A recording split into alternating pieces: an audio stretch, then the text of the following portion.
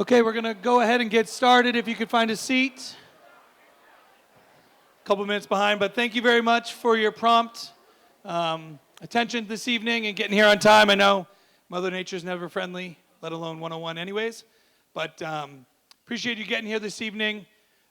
It's always exciting to start a new school year and welcome all the students back, get the coaches back in rhythm, get students back into routine. And certainly the fall sports season is something that's pretty special to all high schools, I think. It starts before schools do, so you got incoming students, you got exchange students flying in from Spain or Portugal, meeting kids before the first day of school. Ninth graders are able to adjust and see friends and peers and get to know kids before high school starts. And so being a student athlete, especially in the fall, has tremendous upside and kind of immediately being ingrained into what the culture is here at Bedford High School. And so this is always our biggest turnout in the fall, and I'm delighted to see you all here again this evening and filling up the theater. For families I do not know, my name is Corey Parker. I'm the athletic director here. Honored to have this position now, starting my third year. It is an absolute joy working with our student athletes, working with our faculty, working with you community members, and certainly our coaches. As I think I speak for everyone in the room, athletics is such, and extracurriculars in general, are such an important part of what carved my high school experience and better prepared me for the real world after high school. And it's no different seeing our student athletes here and seeing how they represent themselves on and off the field. Regardless of being in uniform, they're teaching lifelong lessons. And so this evening, I thank you again for making a few minutes to kind of go over the season and our expectations. Tonight's agenda, we're going to talk a little bit about our Booster Club, which is a tremendous organization of volunteers that fund and supply a significant amount of what makes Bedford special and things that is out of my budget. They're able to, through their volunteer efforts, provide opportunities for kids, provide resources when necessary, and really kind of enhance the experience that we do. And again, it's all volunteers. So President Durvak's going to speak. We're going to get to know our athletic trainer a little bit, Eric Gelinas, who already knows him. He's going to talk a little bit about his relationship and what he does here at Bedford High School and making sure our student athletes are safe. Then I'm going to briefly talk about what it means to be a student athlete at our school. And so hopefully through that discussion, parents, students, we can leave tonight with a better understanding of what your expectation is and what our expectation is of you student athletes over the next 3 months. And then lastly, we'll have breakout meetings where specific teams and their coaches will meet all around the building. And fortunately, it's not 100 degrees tonight, so it shouldn't be unpleasant in these meetings. But you'll have an opportunity to hear directly from your coach talking about specific sport instructions or expectations they may have, and certainly be able to ask any questions you guys may have to the coaches in general. Certainly at any point throughout this presentation this evening, if something doesn't sit well or you're unsure of what I'm saying or confused by maybe a slide, please don't hesitate to reach out. I think communication is so vital in our experiences. And a lot of times, unfortunately, that void is filled with either negativity or confusion. And so it's my job to make sure we fill in all those blanks if you have any. And so don't hesitate to reach out at any point in the near future if we have any tonight. And certainly I'll be in Bulldog Corner afterwards, and you can ask some questions then. So with that said, I would like to introduce our booster president, Ms. Carolyn Durvak.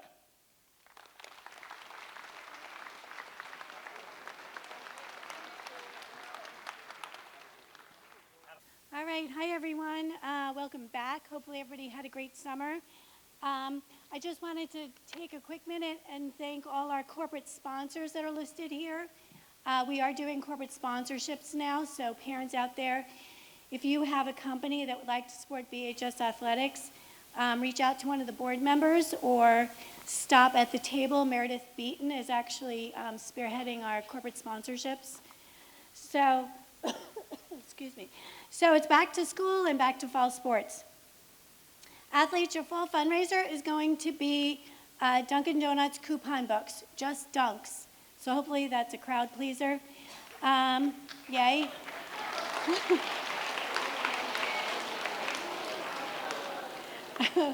All right, that's a really good start for me. So if you sell all 10, same thing, fill out those little pink slips so you can get in the drawing for Celtics Bruins tickets, other merchandise. Sell 40, you get a Nike sweatshirt that's personalized. And this year, the team that sells the highest percentage of coupon books, we will give you up to $200 for a pasta party. So hopefully that's some incentive.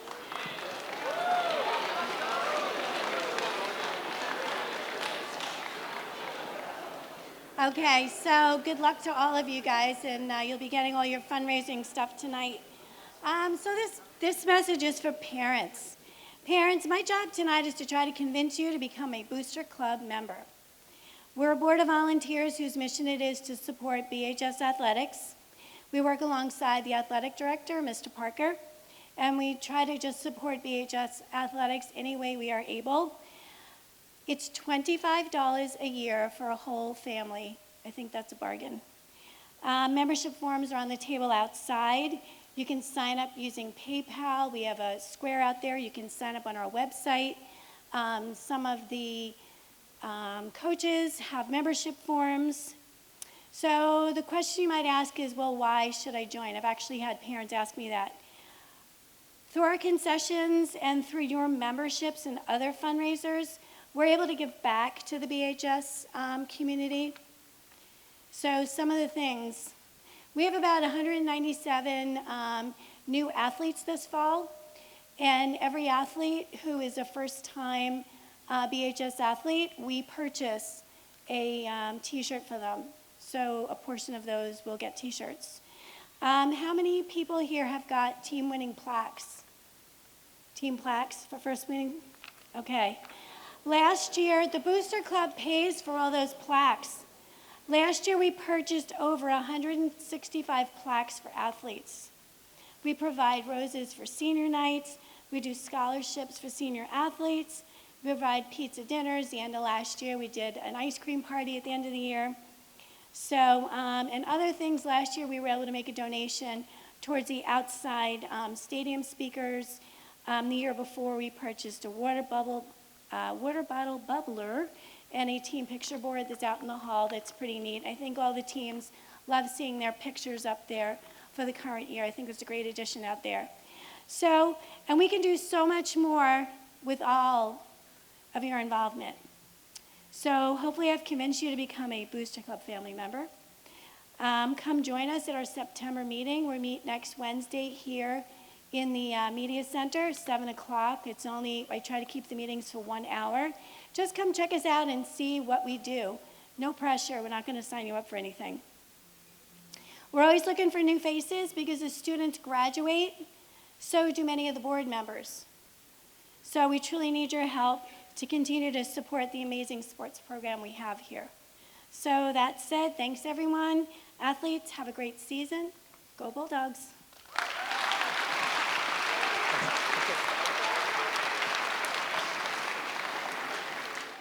If you're a new high school family, I can speak from 14 years of experience. We are extremely fortunate to have the Booster Club that we have here.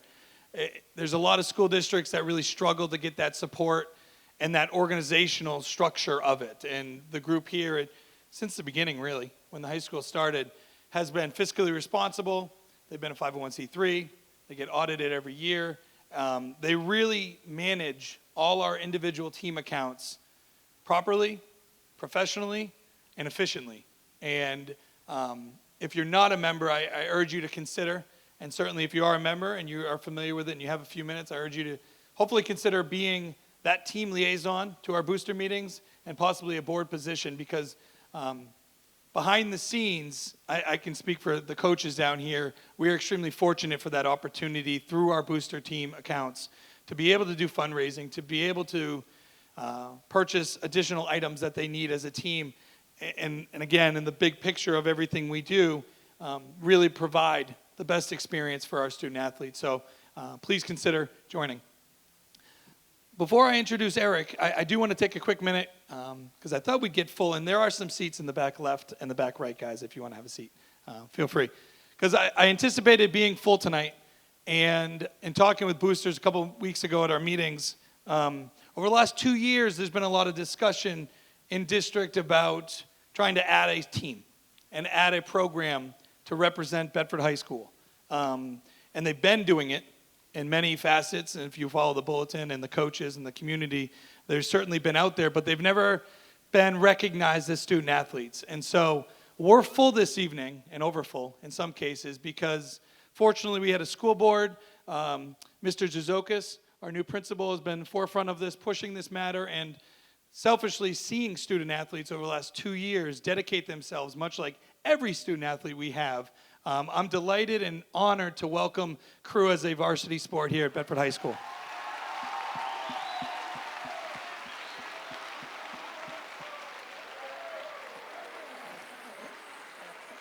And so certainly our multi-sport athletes and crew, my message tonight will probably be very similar as the last 6 of them. But at the same time, to our new families, I welcome hearing what we talk about this evening and hearing from your coaches, and hopefully as a new member of Bedford High School's teams, it resonates with how we operate, how our culture is as strong as it is because of individuals carrying that torch each and every day and strengthening that foundation. And a huge part of that, and hopefully as a crew team, you never get to meet this individual, but a huge part of how we're able to provide the best experience is our relationship with Safe Sports Network, and primarily our head athletic trainer going into his 11th year. Please welcome Eric Gelinas.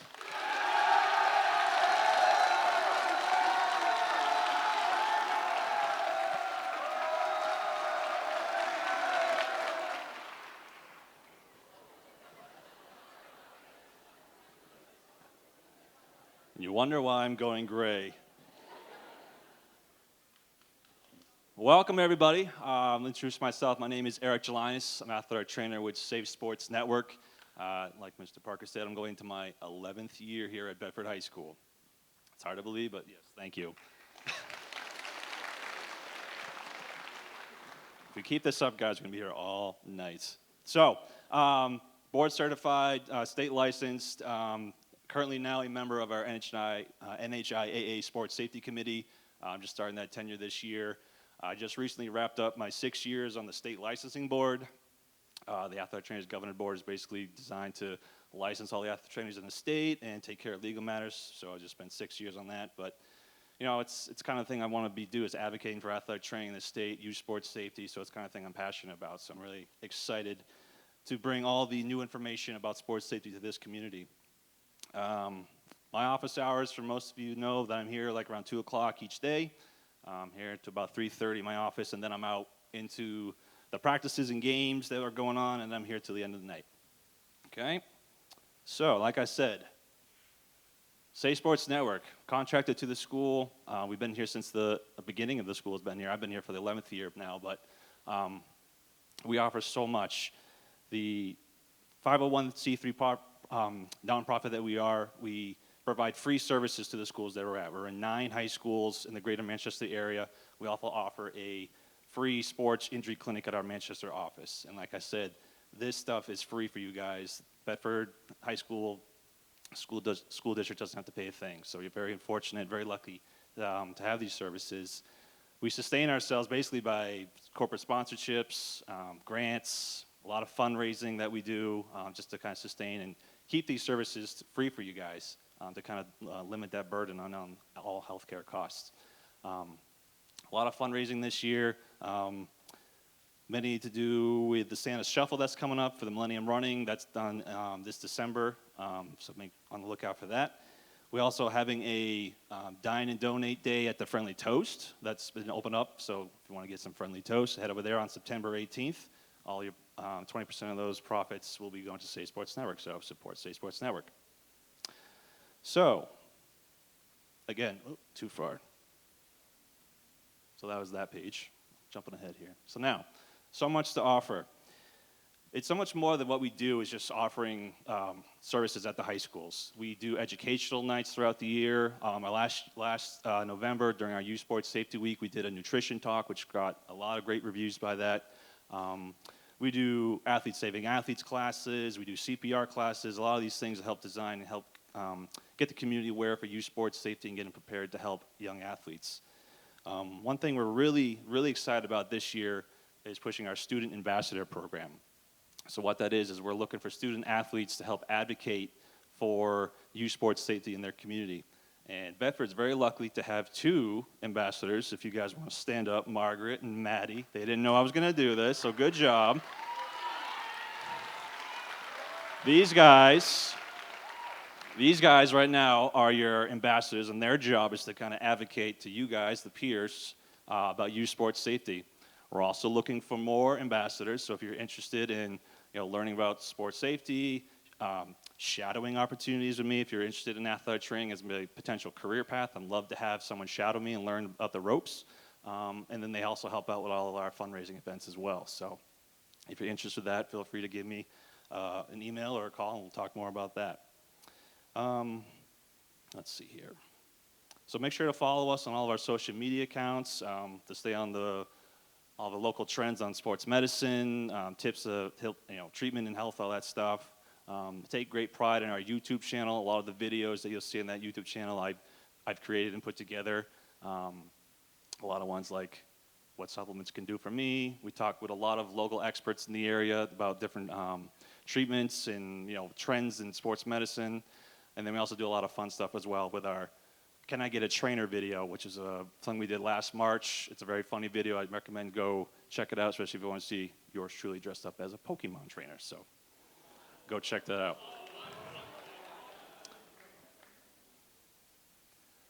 But in all seriousness, what we do here is to make sure the athletes are safe and ready to play. And a lot of things we do is our drop the dummy drill. A lot of you athletes love this drill, I know. But for you parents and freshmen who don't know, we've been starting it this past week for our fall sports. We do a situation where there might be a cardiac arrest event. And what I do is I kind of walk in on practice, and I'll throw a CPR mannequin down. And the teams already know ahead of time their roles in an emergency situation. So we have teams who are ready to do CPR, ready to call 911, someone to meet the EMTs at the gate or door, someone who's running to go get the AD up here in Bulldog Corner, stuff like that. Just in case there's an emergency, I can't be everywhere, so we rely on our teams to help save their teammates or their coach or something like that. So we do this as kind of like a fire drill every season before the season gets started, so everyone kind of has a role to make sure they know what to do in case someone gets hurt. Every second counts. So basically what I'm here is to help you guys, the athletes, get back from injuries, treat, recognize, prevent, all those things, okay? A lot of times we can treat in-house. If I see you, I evaluate you, I can treat you, get you back to playing, no problem. However, there's going to be those situations where you're going to see a doctor or a physician or something like that for a further follow-up. Bedford's very lucky to have a great team physician in Dr. Greg Sahikian. He's with the New Hampshire Orthopedic Center right here in Bedford. You'll see him on the sidelines at the varsity football games. He also holds Friday afternoon after school clinic hours to see patients or to see athletes I think need a further follow-up right here in the school. No appointment necessary, no fee necessary. So it's a great resource to have, Dr. Sahikian. But you guys can definitely go see whoever you want for any injury you might have. But when you do, make sure you bring a written note telling us what's going on and for the final clearance, okay? Very important. If you ever see a doctor, make sure you're asking that doctor for a clearance note. As far as my communication with you, the parents, either it's going to be direct one-on-one on the sidelines or in the bleachers, a follow-up phone call and email the next day. My email system, we use a HIPAA-compliant, secure email system called Bracket. So in your inbox, when you get an email from me, it'll look something like that in the lower right-hand corner with my picture on it and from Bracket. So if you see that email from me, one, it's probably not great news because your kid's probably hurt, but two, it's not spam, so make sure you're not just deleting it, okay? Our concussion protocol hasn't really changed much in these past few years. We're still baseline testing.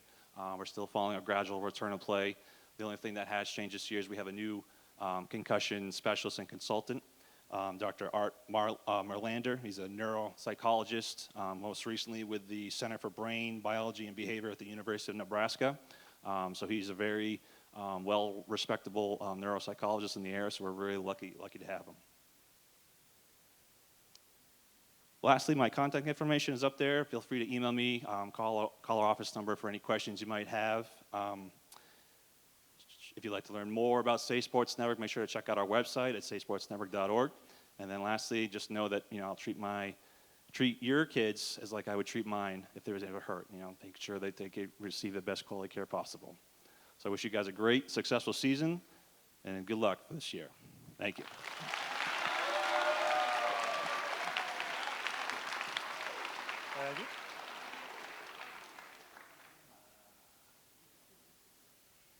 Oh, not that far.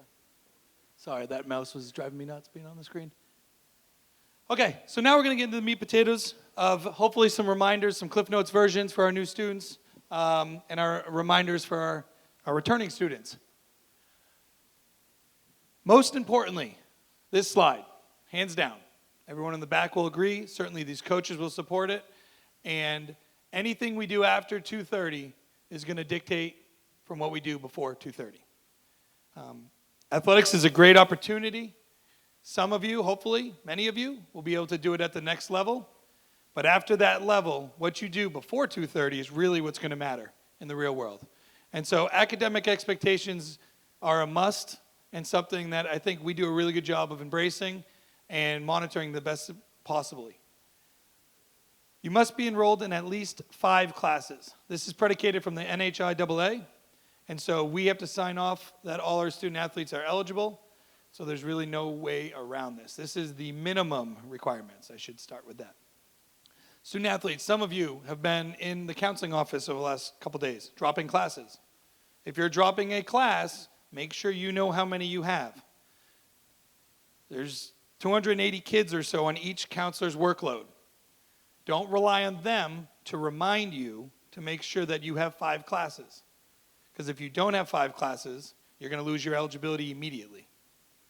All right? As the year goes along, we're going to be watching grades relatively closely. And what I like to do, not like to do, but I feel like it's my job as an educator, is every couple weeks, I'll run a report in Power School. And any student that's showing an F at any point, we're going to shoot an email home Friday or Saturday. I'm going to CC mom and dad, or BC, everyone, just to bring it to your attention. Student athletes aren't going to need to come into their jersey the next day. They're not going to lose their eligibility. But the goal of that is to make a small problem go away and not become a big problem. And once it becomes a big problem, it's a problem we can't fix.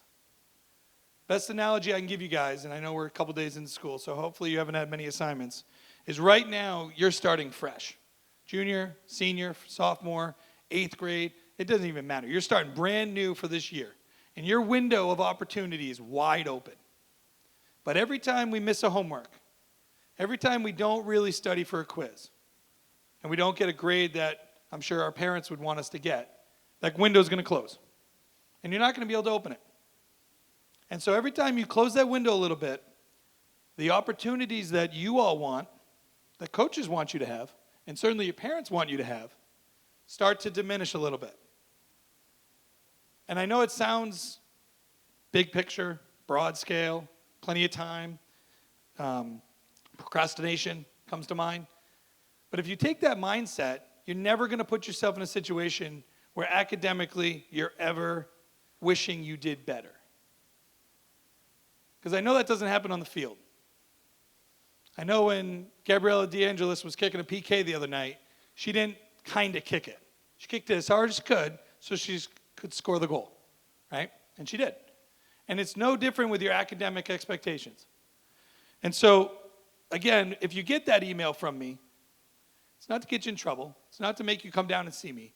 But it's, one, to raise awareness, hold a little accountability, and have a conversation with yourself, your parent, your counselor, your coach, your teacher, me if necessary. Happy to have it. So that we can kind of right that ship. And this is a very difficult year for 9th graders. High school is very different than middle school. Time management is getting more challenged now than ever, Practices are going to be 30 minutes longer. Bus rides are going to be an hour longer. You're going to have to leave school early on a couple days for dismissals for games. You're going to be challenged. You all don't have the roadmap for success already. So it's okay to ask. It's okay to seek your coach out for time management advice. It's okay to go to extra help when you need to. Those are quality decisions that will strengthen your character as an individual and maturity level here at the high school. If those emails become more reoccurring, we're definitely going to have a conversation. We're going to bring coach in, we're going to bring mom and dad in, we're going to bring counselor in, and we're going to fix the problem. And we're going to fix it right away, and if that means we got to take a couple days away from whatever sport you're in, so be it. Because on November 1st, when we take a snapshot of that window, I want you guys to be as successful as possible. Because on November 1st, which in varsity sports world is week 9 for football and first round of playoffs for everybody else, our goal is that we never have to tell a student athlete that they no longer can participate with that team. So all those afternoons, all those summer workouts, all those practices, 10, 12 years of doing it, don't put yourself in that situation, guys. Ask for help if you need it. There's tons of resources at this school. But sometimes the hardest thing to do is ask if you need them. So please keep that in mind. And again, upperclassmen will tell you, coaches will certainly tell you, my door is always open. If it's easier to come ask me instead of your teacher because you don't know them yet, or if it's easier to talk to your coach instead of your counselor because they haven't met you yet, start the conversation there. Start it somewhere, and then the resources around you will help you guys be as successful as possible. And again, for our new families, quarter 1 eligibility dictates trying out for winter sports. So the NHI's model essentially is show me what you've done lately. Not what your overall GPA is, not your SAT score. What have you done lately? So quarter 1 dictates quarter 2 dictates 3 dictates 4, and then 4, next spring in here, will determine eligibility for next fall. And again, we start the path now of quality habits, good decision making, so we never have to address that. But if it comes up, just come see me. Reach out to mom and dad, shoot me an email. Like I said, we're here to help. Along with that expectation of being, grades is obviously here attendance at school. A lot of school districts have different attendance policies. Some say you got to be in by 9:30, you can't miss more than 2 periods, you got to be there half the day. We don't take that approach. Our expectation is you are in every class that you get a grade in all day if you want to reap the benefits that afternoon. So if you have managed time, if you have early release, if you have late arrival, you're not getting grades in those, right? So those fall into that category. But any class, advisory included, the expectation is you're going to be here the entire time. So there's no sleeping in, because what are we telling our R1 or our S1 teacher if I got to sleep in because I'm kind of tired, but I got a game today, so I want to sleep in a little bit? What message are we sending to that teacher? Their class isn't a high priority, right? So the expectation is you're here all day long. Certainly, doctor's appointments, family emergencies, things come up. You guys look around. I got to keep an eye on every one of the student athletes in the room. In those cases, you got to let us know. You got to reach out to the athletic department via email, call the office, have your son or daughter bring a note. Those are fine. Tonight, tomorrow is the busiest emails of the year for me because I get emails, reminders about dentist appointments, doctors, any kind of appointment over the next 3 months. And I appreciate that. And then I put a sticky, and so when we run attendance, I know certain kids are going to show up on the attendance report as absent, but the coach already knows that, and so they're still going to be cleared to participate that day. But if we don't know, if the coaches don't know, if I don't know, and it shows up as absent, you're not going to be able to participate that day in practice or that day in a game. And I can speak from experience from a coach and seeing it sometimes on a daily basis. That is not a conversation coaches want to have with me at 2:45 when the bus is leaving for a game, and I'm saying so-and-so can't come because they were out for half the morning. And as much as we want to believe our student athletes, We got to connect the dots, fill in the blanks, and get confirmation from moms and dads to be consistent and fair for all our student athletes. So if you're going to be out, please just communicate. I understand things come up. I understand family emergencies, sometimes tragic ones. I promise you, we will be respectful through the process and understand the volume of it. But please just communicate that to us. College visits is something that as a school we allow students to go, and that is considered an excused absence. However, we have a form in the office, and the form is used as a vehicle for student athletes who want to go on a college visit. You come get the form in advance. Mom or dad sign the form. You write where you're going. You write the day you're going. Show it to your coach.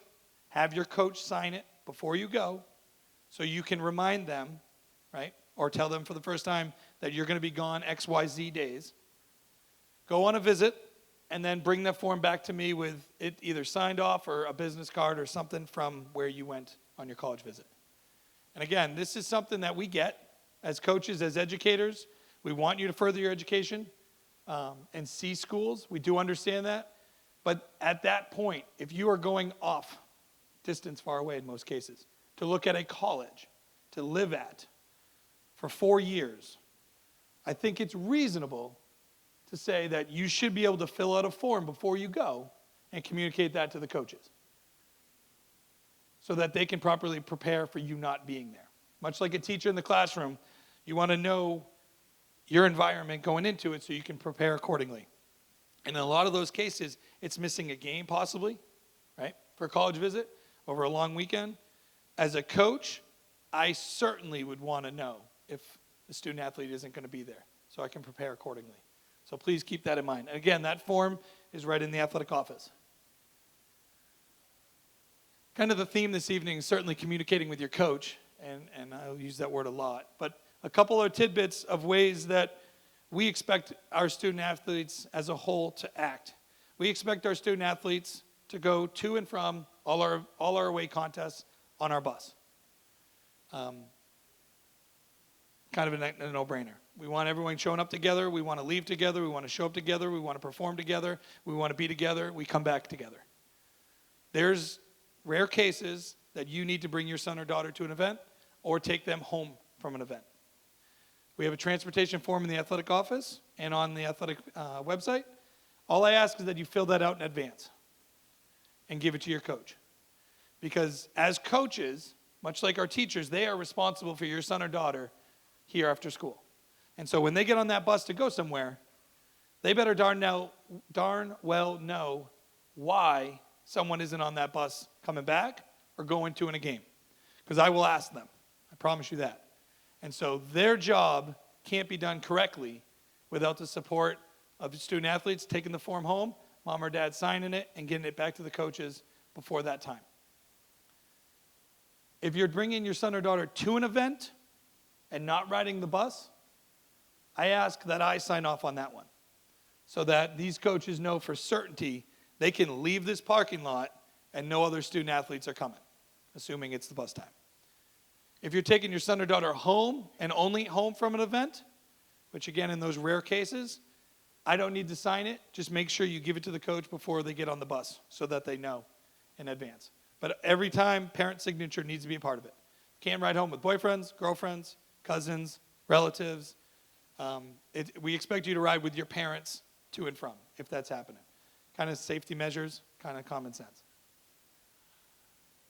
I touched upon a little bit unexcused absences with our handbook that we all checked off when we filled out our paperwork.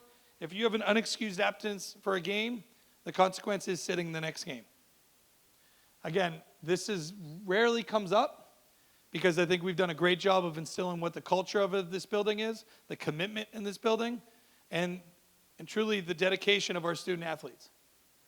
And so this rule isn't to punish the student who misses. This rule is to strengthen what 527, 530 kids are doing each season. This rule strengthens how we operate and how, when someone makes a team, they understand that responsibility on that team. And it strengthens and supports those tough conversations when kids don't make a team and coaches don't have an extra spot. to kids who are willing to fully commit and be a member of that team. And so if a scenario like that may occur, please have your son or daughter communicate with the coach or communicate with me as soon as possible. The last one, again, a serious consequence. This one comes from the state, at which point they are having a hard time grasping kids committing to their high school teams. And so as a state, collectively, they decided that if a student athlete agrees to be on a high school team, that needs to be their priority. And so a travel team, a non-school select all-star team, the expectation is that you are prioritizing this team. And that consequence is severe. And I understand it's severe. And maybe in 5 years the process changed with the NHIA, but it hasn't yet. And so it's important for me to inform you of that to make sure that we understand that rule. Again, if anything like that flickers a light bulb, please reach out to me tonight or tomorrow or see me later on this evening so that we can have the conversation well in advance. Because like I said, I think transparency, especially in athletics, is key. And I want to make sure you guys are well aware of all the rules if those kind of situations occur. What's really impressive about here, and I mean this when I say this, in 14 classes or 12 other classes, the student athletes and how they conduct themselves in this building is more impressive than anywhere else I've had the pleasure of working or attended, speaking of my own experience. Right? We have an unbelievable support system in parents raising their children one way, coaches through sports strengthening that message, peers challenging each other to make right decisions, that led us to a point where not only our high school reputation and school district reputation, I think, is one of the best, but our athletic teams continually thrive in representing our district the right way. And it's not surprising when you have those attributes that you're going to be successful. But what I mean there is that has nothing to do with championships. That has nothing to do with 7 state championships last year. That has everything to do with conducting ourselves a certain way. And we are one of 2 high schools in Division I last year that did not have a misconduct during their season. So when you think of all our teams, I should have counted it. But we had 640 home events last year. So double that number. Let's call it 1,400 events. Only 2 high schools did not get a report of a misconduct throughout their sports season. When we're one of those schools, guys, that's a tremendous accomplishment, but also that's a great opportunity to understand what kids have done before you, what you need to do forward, so that the next kids can be challenged with the same goal after that. And hopefully you read our athletic handbook because you checked off the paperwork you did. And I don't print it because it's too many pages long. But to be blunt, if you take a second and think about your actions before you make one, and you think about that team before you, and you think about no misconducts last year, and you think about mom and dad and driving you from A to B for 10, 12 years and still doing it so that you can have this opportunity, right? And you think about your siblings, and you think about your classmates, and you think about the coaches who put all the time and the energy in. If you think about those people, before you make a decision, you will make the right one. And that's the beauty of being on a team. There's no individuals, none, in anything we do. And so, if you keep that mindset and you don't think selfishly, and you worry about how other people are going to react, and you worry about a consequence if I make a bad decision, or if I go to a party, or if I get in someone's car, or if someone's vaping in the stall next to me, if you worry about those other individuals, that won't be an issue. But again, the challenge to you all is we've got a lot of unbelievable kids that do think that way, that do take a second, that do make the right decision. And so as a culture, we recognize that. And so when a student athlete makes a wrong decision, we have to address it. Because if we don't address it, we cut down on that culture. We cut down on 12 years of an expectation that we've built. So I'll be the first to admit, you guys are thrown with more challenges now than your parents had, than I had, than any of your coaches had. You got social media implications that are ridiculous. It's too easy to do something wrong. It really is. But the quality individuals that make the right character decisions, that know they're representing something bigger than them, will make those right decisions. And I challenge you to take that breath, take that second, talk it back in your head, talk to a peer, don't react before thinking about it, and this will not apply to you. And will continually strengthen what we do here as a whole. And on the flip side, if you can't make those decisions, and you can't put everyone else first, and you are putting and going down a road of making wrong decisions, this is the wake-up call, if you haven't had it yet. Let us help you. If you can't make that right decision, go to your coach who cares deeply about you. Go to mom and dad. Go to your best friend. Go to your boyfriend. Go to your girlfriend. Go to your counselor. Go to me. We're here for you as a whole. And that can't be overlooked, guys. And that goes beyond you. Because a true friend will stick up for his friends. A true friend will help friends when friends need help. And so that challenge is there also. If you see a friend who needs help in any capacity, please reach out. So that's student expectations. So briefly, let's talk about your expectations. Let's talk about expectations of our students to myself, to our coaches, and what you should expect from them. Expectations from our coaches is that each and every day they're going to give you the best possible experience there. Now each kid, that could be different, right? But their goal and why they do what they do and have this family when they can't necessarily be with their family is they want this experience to be the best possible one for each and every student athlete in here. And in turn, hopefully parents and community and the school as a whole. They will do that. I promise you they will. But much like our counselors and our teachers, Coach Matthews, as our head football coach, has got 100 kids in the program. He's not going to see everything you as an individual may see. Our Coach Marin's not going to catch something of 42 freshmen. And so as a student athlete, recognize that. If you need something, if you have a question, go to your coaches. They can answer the question. Your best friend can't, mom and dad can't, girlfriend, boyfriend can't, science teacher can't. The coach is where you've got to start that level of dialogue. It's got to go to them. Because their expectation, when they agreed to work in the best school district possible, is to look out for you guys and make this your best experience. And so they will answer those questions. I promise you, if you go to them, they will answer the question. May not be the answer you want, but they will answer the questions that you have. But it's difficult to work backwards.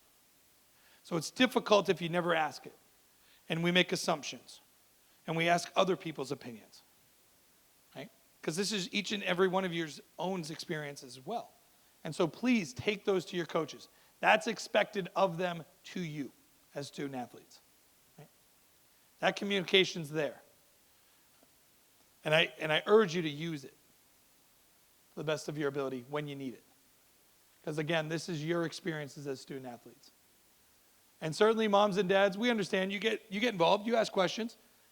All we ask is that as coaches, let the question first be asked from our student athletes. A serious matter aside, right? Serious matters we completely understand.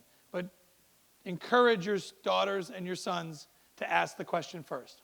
And if it's a hard question, it's a meeting I'm happy to help be a part of with the coach or the captain or one of you. But if we start there with the student athlete asking the questions, one, we're strengthening the student voice, in my opinion. 2, we're able to have the honest discussion with the 2 people that can probably answer it. Because I may not be able to, parents may not be able to, peers may not be able to. And so, expect that from us as coaches. And certainly communication is something that we'll do our darndest to make sure you guys have. Coaches will be giving you, if they haven't tonight, or if they haven't yet, the expectation of what it means to be on their specific teams. Daily expectation of that. Certainly in many cases, because we've already started, you may already have that information. If you don't, ask your son or daughter if they've been given that information. If they haven't, I trust the coaches will give you that information this evening. The athletic schedules are on our athletic webpage. We put up a monthly calendar of all the practices and games. It is 98% true. Occasionally something has to change with a game, and then that may trickle down to someone's practices being shifted 30, 40 minutes. I'll do my best to not let that happen, but when those happen, the coaches will communicate to the girls or the boys, and certainly in email fashion to you guys if that's their mode of communication to the parents. The principal newsletter is changing up this year. Mr. Jazokas is doing it differently, but I hope it's actually an improvement for any athletic information on there. It's not going to be 42 scrolls and 17,000 words, but there will be an athletic piece to there. I encourage you to read it. I encourage you to pass along information to me to add to that. I know there's a bunch of teams fundraisers coming up with car washes and whatnot. Send me that information, team moms, team dads. I'll happily put that in there. The more we can get out there, the better. The boosters do have a website, bbabc.net. Has a ton of information how to get involved, how to communicate, and games and whatnot on that website. So that's a great website. The athletic number is there. And then we do have a Twitter and Instagram account, Facebook coming soon, unfortunately. But it is coming soon. So that will definitely be a one-way communication from the athletic department on Facebook. With that said, I greatly appreciate your time. We're up to about an hour. Thank you for being so attentive, and good luck, everyone, this year.